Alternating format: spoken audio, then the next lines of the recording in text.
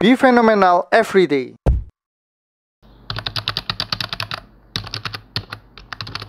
Video storytelling kali ini saya akan membahas sisi gelap dari bisnis franchise. Dan video ini terinspirasi setelah saya berbincang-bincang dengan salah satu teman saya yang curhat bahwa dia tertipu setelah membeli franchise F&B tahun lalu.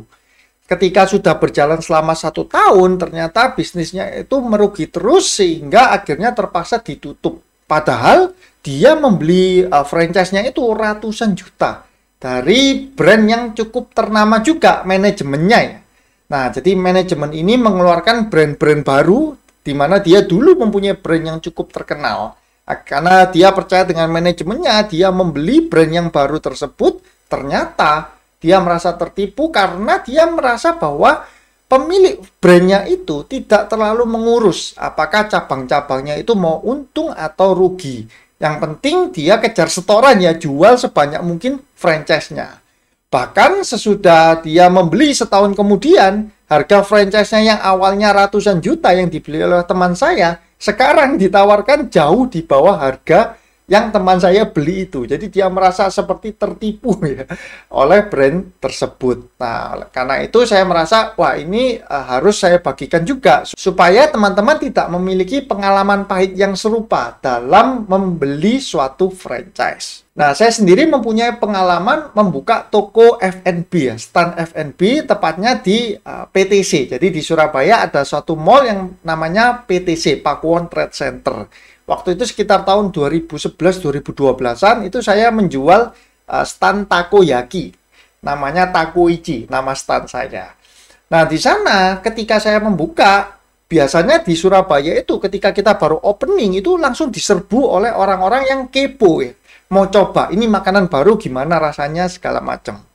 Ternyata waktu itu baru awal membuka, nggak selang lama sudah ada orang yang menanyakan kepada saya, apakah saya mau menjual franchise dari brand saya tersebut. Nah, karena itu saya masih kroco ya, masih hijau sekali, jadi saya nggak ngerti apa-apa, saya merasa sistem saya belum bagus, saya belum terbukti juga, akhirnya saya tidak menjual. Jadi saya bilang bahwa, oh ini saya masih belum apa-apa, saya sendiri baru buka. Nah, seperti itu sehingga saya tidak menawarkan untuk menjual franchise menjual brand yang saya miliki saat itu. Tapi setelah saya pikir-pikir, ternyata banyak juga ya orang yang mau untuk spekulasi membeli franchise tanpa menyelidiki terlebih dahulu background dari stand yang mau dibeli atau brand yang mau dibeli. Nah, padahal brand yang saya mulai saat itu kan baru saja berjalan dan belum terbukti apa-apa ya. Itu saja sudah mau ada yang beli. Dan akhirnya jalan cuma satu atau 2 tahun ya. 1,5 tahun kurang lebih ya. Akhirnya brand saya juga saya tutup. Karena saat itu saya masih benar-benar awam ya di dunia bisnis. Itu salah satu bisnis awal yang saya mulai dan saya ditipu oleh pegawainya. Jadi waktu itu satu kotak takoyaki isinya kan 4. Nah, ternyata harganya 8.000. Nah, saingan saya di mall tersebut itu jualnya 16.000 isi 4. Takoyaki itu makanan yang bundar-bundar itu ya. Ternyata sama pegawai saya dijual isinya 5, tapi harganya cuma 9.000. Jadi dia bikin harga sendiri itu tanpa ada di price list-nya. Akhirnya saya tahu setelah dibilangin oleh salah satu customer ketika pegawai saya tidak masuk kerja dan saya menjaganya. Nah, jadi sistemnya itu masih carut-marut yang dulu saya buat, tapi itu sudah ada orang yang mau membeli franchise-nya, sudah ada orang yang menanyakan.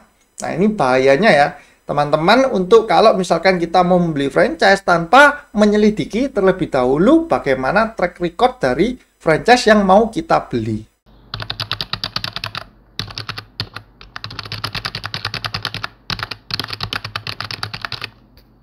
Lantas apa saja yang harus kita waspadai sebelum kita memutuskan untuk membeli suatu franchise? Yang pertama, teman-teman harus tahu ya, franchise tersebut atau brand tersebut sudah berapa lama eksis.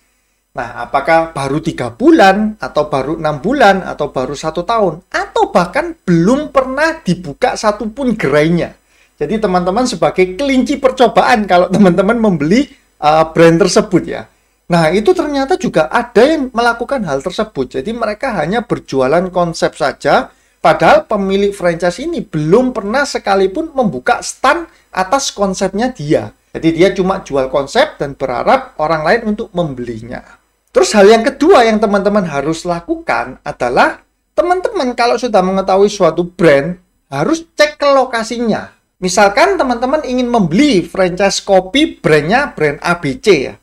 Tentu teman-teman harus survei ke lokasi brand ABC ini di tempat teman-teman itu ada berapa cabang. Misalkan ada 3 atau 5 cabang ya. Datengin saja satu persatu ke cabangnya. Teman-teman beli dari sana sambil tanya ke kasirnya atau penjaganya. Biasanya kasir atau penjaganya itu orangnya jujur ya. Karena mereka nggak punya kepentingan apa-apa kan. Jadi teman-teman tanya, Pak ini biasanya berapa sih satu hari laku berapa cup? Nah, dari situ teman-teman bisa mengetahui bahwa, oh ternyata bisnisnya ini bagus atau buruk. Nah, kalau mereka ada 3 atau 5 cabang, teman-teman datangi saja semuanya dan beli 1 cup saja sambil tanya survei ya. Sambil dicatat satu persatu.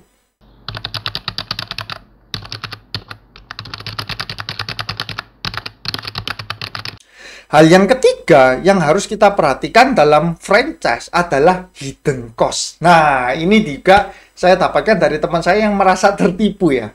Jadi hidden cost ini adalah biaya yang mungkin tidak tampak di proposal awal ya. Ketika kita mau beli franchise kan kita biasa dikasih proposal ya. Kita bayarnya berapa, dapat apa saja, forecastingnya berapa lama, BEP-nya, atau perkiraan omsetnya berapa selama beberapa tahun ke depan. Nah, ada hidden cost itu yang tidak ditulis di proposal. Contohnya apa? Misalkan kalau franchise-nya di bidang F&B, ada namanya tempat makanan ya, atau kantong plastik makanan tersebut.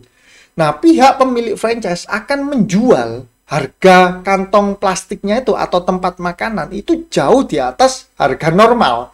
Jadi misal kita tahu, loh ini kan plastiknya saya beli tinggal saya cetak, itu mungkin harganya cuma Rp1.000, tapi dijual oleh pemilik franchise itu bisa Rp2.000, Rp3.000, sehingga menimbulkan cost yang begitu besar. Nah, teman-teman juga harus tahu juga, untuk pemilik franchise itu mereka mempunyai beberapa sumber pendapatan dari franchise-nya. Yang pertama ada yang namanya franchise fee ya, itu yang mereka dapatkan ketika kita membeli franchise dari mereka. Kemudian yang kedua, mereka juga mendapatkan keuntungan dari bahan baku. Apalagi kalau F&B ya, nggak mungkin kita dikasih resepnya kan. Kita kan dikasih untuk bahan yang sudah jadinya. Misalkan tinggal dimasak ya kan. Atau tinggal digoreng. Atau ini tinggal disajikan, dikasih air. Nah, seperti itu. Nah, itu mereka juga sudah mengambil untung dari sana. Dan yang ketiga, biasanya juga ada yang namanya royalty fee yang didapat oleh pemilik franchise. Dari mana? Dari omset mereka. Katakanlah, oh ini toko ini atau stand ini satu bulan omsetnya 100 juta. Nah, mereka akan kenakan royalty fee-nya, misalkan 5% ya. Berarti royalty fee-nya 5 juta. Walaupun royalty fee terkadang itu tidak melihat ini lagi untung atau rugi stand-nya. Tetap 5% dari omset gerai tersebut. Nah, yang keempat yang harus diperhatikan adalah sistem dan SOP-nya. Teman-teman bisa melihat kalau misalkan pergi ke suatu gerai atau suatu stand, apakah semua karyawannya memiliki seragam yang sama. Kemudian kita juga bisa tahu kalau misalkan dari satu cabang dengan cabang yang lain untuk merek yang sama, harusnya rasa dari makanan atau minuman itu tidak ada yang berbeda. Kalau misalkan ada yang berbeda, tentu ada SOP yang dilanggar atau bahkan tidak ada SOP-nya di dalam brand tersebut. Nah, salah satu alasan investor atau pebisnis pemula membeli franchise adalah karena sudah ada sistem dan SOP yang jelas dari franchise ini.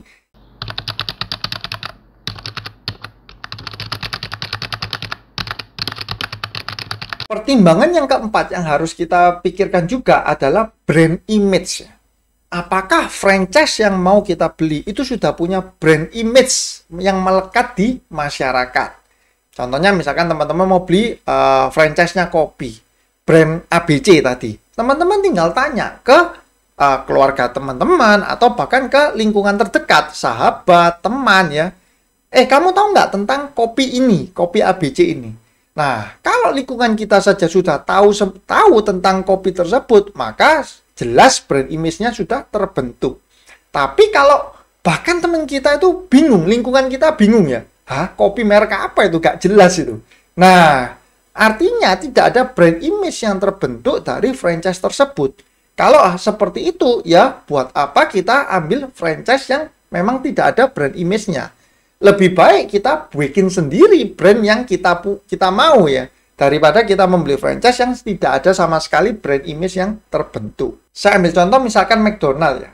Nah, saya yakin kebanyakan orang itu sudah tahu tentang brandnya McDonald. Mau dari kalangan bawah atau kalangan atas, mereka tentu tahu, oh McD ya.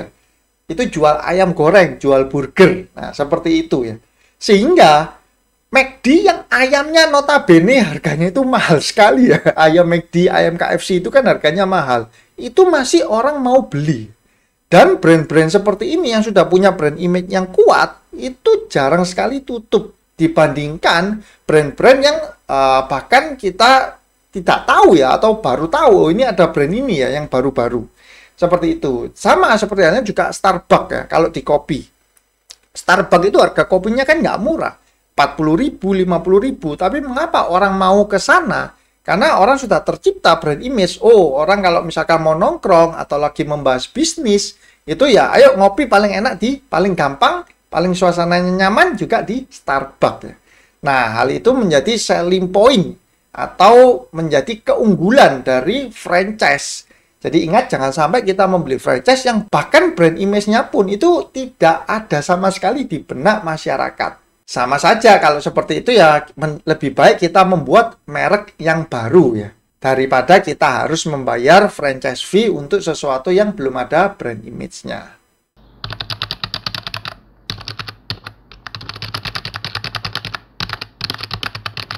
Lantas bagaimana kalau ternyata kita hanya mempunyai modal yang kecil, sehingga pilihan brand yang ada itu kebanyakan brand yang belum ternama dan belum tahu track record-nya. Nah, kalau pendapat saya pribadi, kalau kondisinya seperti itu, lebih baik modal yang teman-teman sudah susah payah tabung, itu teman-teman investasikan saja terlebih dahulu. Daripada teman-teman berjudi ya, atau gambling dengan membeli franchise yang belum ada track record-nya sama sekali. Jangan lupa banyak sekali ya serigala-serigala yang berusaha untuk menjual franchise, brand franchise yang mereka miliki kepada orang-orang ya.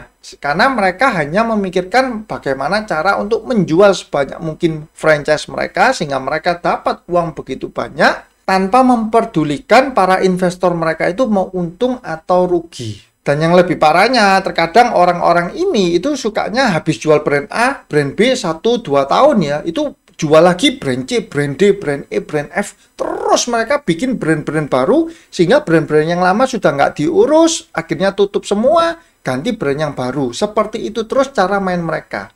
Jadi mereka dapat untung benar-benar hanya mengandalkan franchise fee-nya saja. Tidak memikirkan sama sekali bagaimana cabang-cabangnya itu bisa mendapatkan keuntungan. Makanya nggak heran, kadang kita menemui ada brand yang awalnya dijual mungkin 200 juta atau 300 juta, tapi beberapa lama kemudian brand tersebut dijualnya cuma 100 juta atau bahkan 50 juta. Ya seperti itu, orang-orang ini tidak memikirkan kelangsungan dari partner-partner mereka. Pemilik brand franchise yang baik, biasanya mereka akan melakukan analisa yang cukup detail ya, terhadap lokasi yang akan dibuka.